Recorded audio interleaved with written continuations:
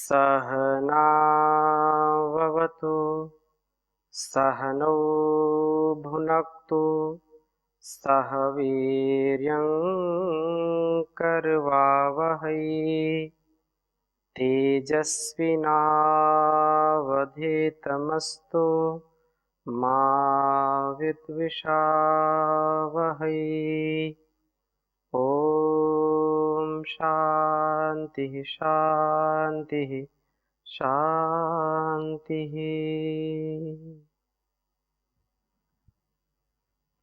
वेदोक्त वाणी व्यवहार की इस स्वाध्याय की कक्षा में आप सभी का हार्दिक स्वागत है, अभिनंदन है।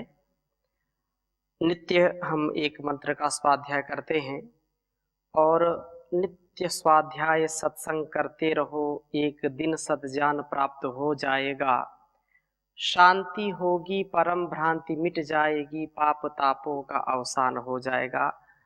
कविवर प्रकाश जी ने बहुत सुंदर बात कही है कि यदि हम नित्य, क्योंकि हमारे सभी ग्रंथों का, ऋषियों का, महापुरुषों का यही उपदेश है, संदेश है कि हम अपने जीवन को उत्कृष्ट बनाना चाहते हैं, जीवन को अच्छा बनाना चाहते हैं, तो स्वाध्याय जरूर करें।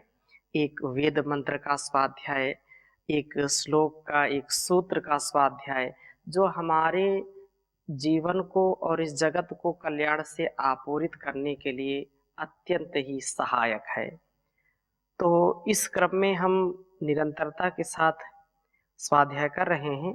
ऋग्वेद के 7वें मंडल के मंत्रों का स्वाध्याय कर रहे हैं और वाणी के विषय में बहुत सुंदर बात कही है। 7वें मंडल के 18वें सूक्त में यहाँ पर 13वें मंत्र में एक शब्द आया है, एक मंत्र में मिध्र वाचम, जो वास्तव में धीर वीर गंभीर होते हैं, तो वह शत्रु विदारक प्रभु के सन्निधि में रहते हैं और जो मर्यादाएं हैं उनका पालन करते हैं। यहाँ इस वेद मंत्र में कहा कि वो शीघ्र ही जो प्रभु की कृपा का, प्रभु की भक्ति का रसपान करते हैं, रसास्वादन करते हैं, वो उसकी शक्ति का भी लाभ लेते हैं, आनंद लेते हैं। कहते हैं कि सहसा वह निसंदेह मर्यादाओं से युक्त होता है और वह वासना से शून्य होता है, शत्रुनाशक बल के द्वारा विदीर्ण कर देता है और मर्यादाओं का पालन करते हुए प्राण शक्ति संपन्न पुरुष के विशेष रूप से प्राप्त वो करता है। वासना को कुचलने वाला पुरुष अत्यंत ही शक्ति संपन्न हो जाता है, प्राण शक्ति संपन्न शरीर वाला होता है। और विदथे ज्ञानमय, ज्ञान यज्ञ में वो मृध्रवाचम, वह हिंसक वाणी वाले पूर्व पुरुष को जेष्म जीतने वाले बने। ज्ञान यज्ञ में प्रवृत्त हुए हुए हम भी कभी किसी की वाणी जो है, किसी की वाणी हिंसक है, हिंसा वाणी से हो रही, तो हम वाणी से कभी हिंसा ना करें। इस वेद मंत्र के सार को आपके समक्ष में प्रस्तुत कर रहा हूं। यदि कोई व्यक्ति अपनी वाणी से गलत बोलता है तो हम बदले में उसको गलत शब्द ना बोलें। और भी उपाय हो सकते हैं, परंतु यदि हमने भी वैसे ही उसका हिंसक वाणी हमने बोली तो हमारी वाणी, हमारी जो शब्द शक्ति है वह क्षीण हो जाएगी। हम ज्ञान के प्रचार प्रसार में मधुर वाणी का ही प्रयोग करें, कभी कटु वचन का प्रयोग न करें, वो हमारे लिए कल्याणकारी नहीं है। इस वेद मंत्र में मृध्रवाचम शब्द का प्रयोग किया है और इसी 7वें मंडल के 20वें सूक्त में बहुत सुंदर जो है बात कही है। यहाँ पर इस वेद मंत्र में तो यहाँ 18वें सूक्त में, इस 13वें मंत्र में मृद्धवाचम का प्रयोग किया है। और 21वें सूक्त में पहले मंत्र में बहुत सुंदर शब्द का प्रयोग किया है, जो वास्तव में हमारे जीवन को भी सुंदर बनाने के लिए है। तो जो सदा ही यहाँ दुध्रवाचः, दूसरे मंत्र में दुध्रवाचः, तो इस वेद मंत्र का हम पूरा स्वाध्याय करते हैं। पहले वेद मंत्र लिखता हूँ, फिर चर्चा करता हूँ आपके समक्ष। ओम प्रायन्ति यज्ञम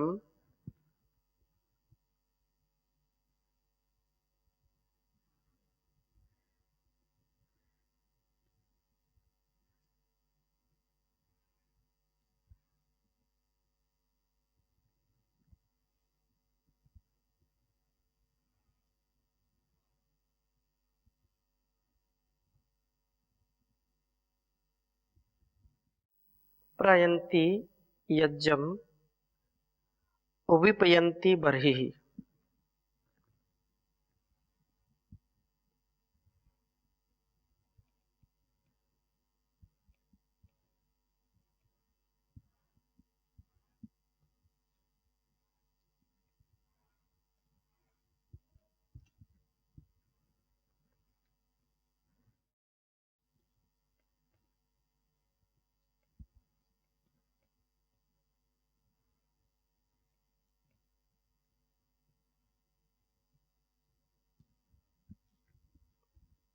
बर्हिः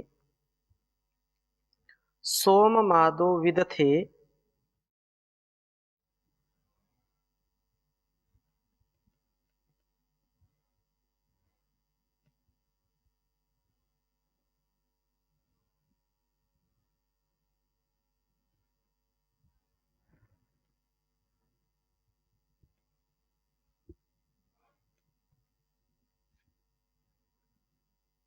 विदथे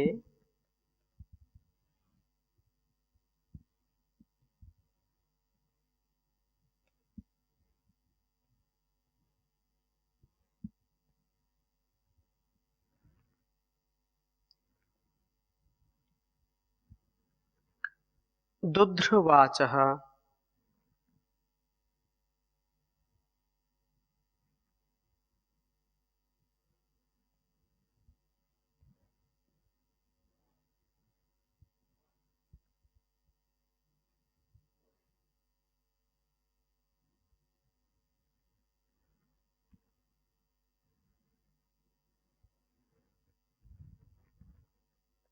न्यु भ्रियन्ते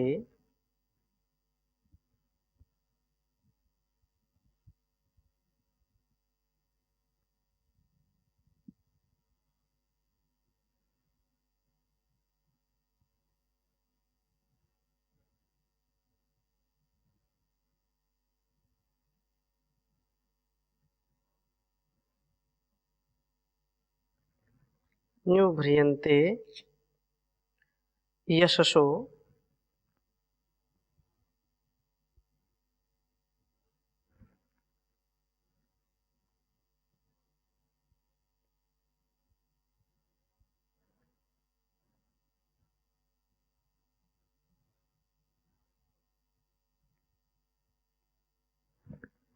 यशसो गृभादा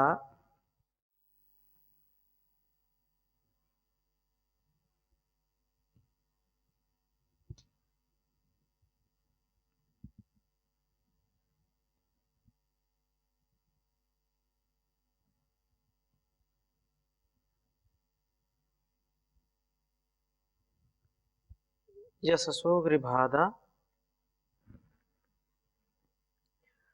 दूर उपब्दो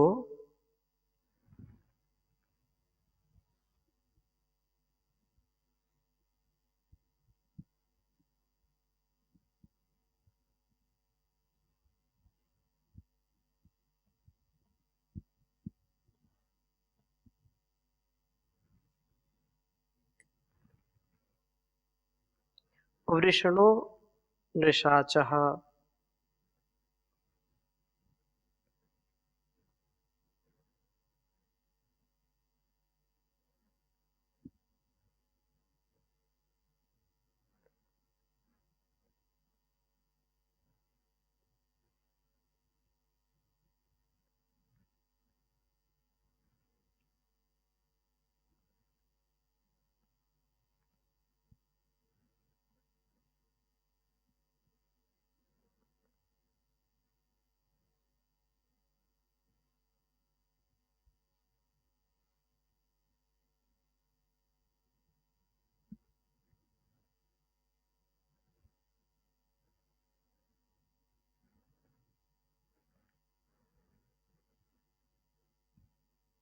ऋग्वेद के 7वें मंडल के 21वें सूक्त का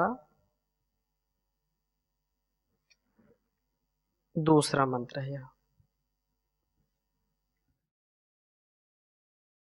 ओम प्रयन्ति यज्ञं विपयन्ति बर्हिः सोममादो विदथे दुध्रवाचः न्यूभ्रियन्ते यशसो वृभादा दूर उपब्दो वृषणो निशाचः।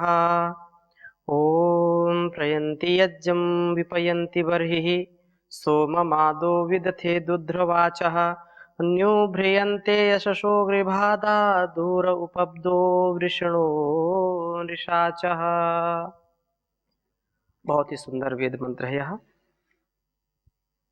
सोम मादः, सोम रक्षण से उल्लास को प्राप्त होने वाले ये व्यक्ति यज्ञम प्रयंती, यज्ञ को प्राप्त होते हैं, यज्ञमय जीवन वाले होते हैं। जो अत्यंत ही कल्याणकारी कर्मों वाला व्यक्ति है उसका जीवन यज्ञ हो जाता है। जो सदा ही आत्म कल्याण से लोक कल्याण, विश्व कल्याण की पावनी परंपरा का निर्वहन करता है, ऋषियों की जो विरासत है उसको जो संजो करके रखता है, त्यागमय जीवन जीता है। क्योंकि यज्ञ जो त्याग, तपस्या और लोक कल्याण का ही हमको जो है ज्ञान प्रदान करता है, तो उसका जीवन यज्ञमय हो जाता है। और बर्हिः अर्थात वासना शून्य हृदय अंतरिक्ष को विपयंती, विस्तीर्ण करते हैं। विपिः स्तरण जो कर्मा विदथे, ज्ञान यज्ञों में ये व्यक्ति दुध्रवाचः, दुर्धार वाणी वाले होते हैं। इनकी युक्ति युक्त बातों का किसी के लिए भी खंडन करना कठिन होता है। सोम रक्षण इन्हें यज्ञशील, पवित्र हृदय व उत्कृष्ट ज्ञानी बनाता है। सोम रक्षण करने वाला व्यक्ति, ब्रह्मचर्य का पालन करने वाला व्यक्ति, यम नियम आसन प्राणायाम प्रत्याहार धारणा ध्यान समाधि से युक्त जिसका जीवन है, जिसका जीवन अनुशासित है, मर्यादित है, व्यवस्थित है, जो कभी भी मर्यादा का उल्लंघन नहीं करता है, अपनी इंद्रियों पर नियंत्रण रखता है, ऐसा व्यक्ति बहुत ही यशस्वी होता है। ब्रह्मचर्य से युक्त उसका जीवन होता है और उसकी वाणी भी अत्यंत पवित्र हो जाती है, ज्ञान का वो सागर हो जाता है। वो कोई भी शब्द बोलता है तो उसकी वाणी को काटना वो किसी के बस पे नहीं होती। अर्थात वह जो बोलता है सत्य बोलता है और कल्याण से युक्त बोलता है। निरर्थक शब्दों का, अनर्गल शब्दों का वो कभी भी जो है वाचन नहीं करता, कभी वो बोलता नहीं है, ऐसे वाणी का कभी प्रयोग नहीं करता जिसका कोई तात्पर्य ही ना हो।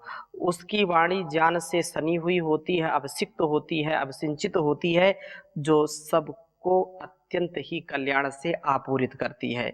इसलिए यहाँ ये सुंदर बात कही है कि उसका कोई खंडन कर नहीं सकता है, क्योंकि वो ऐसी वाणी का प्रयोग ही नहीं करते कि वो निरर्थक हो या उसमें कोई न्यूनता हो।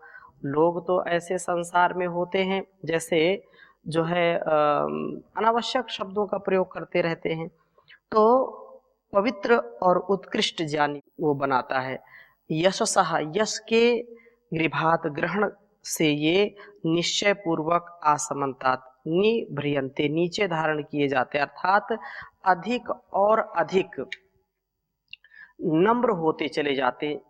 क्योंकि जितना फल लगेगा उतना उतना उस पेड़ की शाखाएं नीचे होती चली जाती हैं। जो व्यक्ति ज्ञान से युक्त है वो अत्यंत ही विनम्र होता चला जाता है।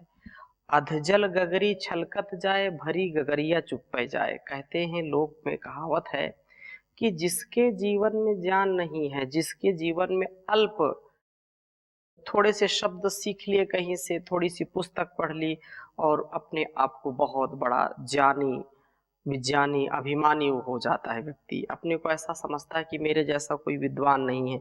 तो वो तो एक अल्पता की, अल्पज्यता की वो निशानी है, वो पहचान है। लेकिन जो वास्तव में धीरता, वीरता, गंभीरता से युक्त होते हैं, उनकी वाणी कभी निरर्थक नहीं निकलती है, कभी वो अपशब्द का या जो है कभी अनावश्यक शब्दों का प्रयोग नहीं करते हैं और उनके स्वभाव में, उनके संस्कारों में अत्यंत विनम्रता आती जाती है। कहते हैं कि जितना यश जो है उतने नम्र हो जाते हैं, जितना नम्र व्यक्ति होता चला जाए उतना यश भी बढ़ता है। और दूरे उपब्दः, दूरे उपब्धिः येषां ते, दूर दूर जिनका जिनका यश का शब्द फैला हुआ है, ऐसे ये सोम रक्षक पुरुष वृषणः शक्तिशाली होते हैं और निशाचः मनुष्यों के साथ समवेत होकर के चलने वाले होते हैं, सबके साथ मिल कर के चलते हैं। संगच्छध्वं संवदध्वं सम्मो मनांसि जानताम देवा भागम यथा पूर्वे संजानाना उपासते। प्रेम से मिलकर चलो, बोलो सभी ज्ञानी बनो, पूर्वजों की भांति तुम कर्तव्य के मानी बनो, तुम कर्तव्य के मानी बनो। तो जैसे हमारे ऋषियों ने ज्ञान विज्ञान को आत्मसात करके जीवन को जिया है, वैसे हम भी आत्मसात करें, उससे अपने जीवन को युक्त करें। और कहा कि निशाचर मनुष्यों के साथ समवेत होकर के चलने की बात कही और उनके दुखों में सहानुभूति वाले होते हुए उनके दुखों को दूर करने के लिए यत्नशील होते हैं। तो जो दुखी हैं उनको सुख पहुंचाने का प्रयत्न करना, कहीं कोई समस्या है तो समाधान बनने का प्रयास करना, सहानुभूति उनके प्रति होनी चाहिए। सोम रक्षण से मनुष्य यज्ञशील पवित्र हृदय वाला उत्कृष्ट ज्ञानी बन जाता है, उसकी वाणी अत्यंत ही जो है ओजस्वी हो जाती है और वह जो है ये सोम रक्षक पुरुष यशस्वी व नम्र होते हैं, विनम्र होते हैं और सुदूर कीर्ति शब्दों वाले शक्तिशाली व मनुष्यों के दुखों को दूर करने वाले होते हैं। जो उसका जीवन होता है वो आत्म कल्याण से लोक कल्याण के लिए होता है, सबके लिए होता है और वो दूसरों को सदा उन्नति की ओर आगे बढ़ाने वाले होते हैं। वो कभी भी जो है अपने को और दूसरों को दुख में नहीं डालते हैं, कभी उनको समस्याओं में नहीं डालते हैं। वो समस्याओं से निकालने वाले बन जाते हैं, समस्याओं से जूझने वाले लोग जो होते हैं उनको वो पार उतारते हैं। तो हमारा जीवन भी ऐसे ही दृढ़ता से युक्त हो और किसी के हम काम आएँ, हमारा जीवन सुंदर बने। बहुत सुंदर बात कही है, मनुष्य वही है जो मनुष्य के लिए मरे। पशु प्रवृत्ति है यही कि आप ही चरे। किसी के काम जो आए उसे इंसान कहते हैं, उसे इंसान कहते हैं।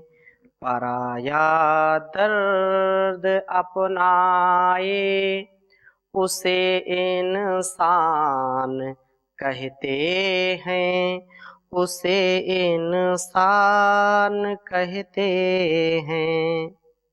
ये दुनिया एक उलझन है, कहीं धोखा कहीं ठोकर। ये दुनिया एक उलझन है, कहीं धोखा कहीं ठोकर। जो गिर कर के संभल जाए उसे इंसान कहते हैं, उसे इंसान कहते हैं। किसी के काम जो आए उसे इंसान कहते हैं, उसे इंसान कहते हैं। अगर गलती रुलाती है तो यह राह भी दिखाती है। बसर गलती का पुतला है, ये अक्सर हो ही जाती है। जो गलती कर के पछताए उसे इंसान कहते हैं, उसे इंसान कहते हैं। जीवन और जगत के कल्याण के लिए ये बहुत आवश्यक है कि हम किसी के काम आएँ और जो व्यक्ति किसी के काम आता है वही वास्तव में राम के काम आता है। जो राम का है वो सबके काम का है और जो राम का नहीं वो किसी के काम का नहीं। ऐसा भगवान के उस परमपिता परमेश्वर के बताए गए मार्ग पर चलें और जीवन और जगत को कल्याण से आपूरित करें। हम अपनी वाणी को, अपने मन को, अपने संपूर्ण जीवन को दिव्य बनाएँ। ये वेदों का सार है और यही जीवन और जगत का आधार है। हम इस आधार पर टिके रहें, निराधार हमारा व्यवहार ना हो, आधार सहित हो। वो प्रभु जो जगदाधार है, जो विश्व का आधार है, वही सर्वाधार है। उसके आश्रित होकर के जीवन को जिएँ और वेद अनुकूल आचरण करें, वेद का स्वाध्याय करें। हम और आगे चर्चा करेंगे, अभी यहीं पर हम विराम ले रहे हैं। ओम शांति शांति शांति।